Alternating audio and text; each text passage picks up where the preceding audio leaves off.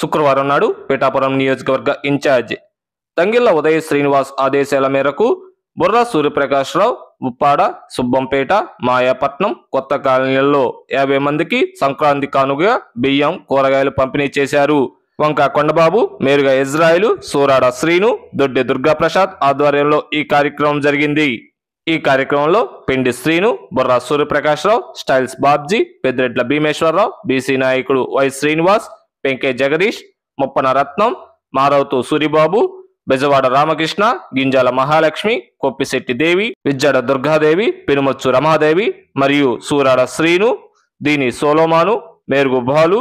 చోడిపల్లి ప్రసాద్, వంక కొండబాబు, మేరుగా ఇజ్రాయిల్, గోసాల శ్రీను, సూరాడ సంజయ్, మేరుగా సురేష్, దొడ్డి దుర్గాప్రసాద్, సూరాడ ఆనందరావు, కుప్పూరి ముసలయ్య, వంక బుల్లెబ్బాయ్, మేరుగా కోదండ,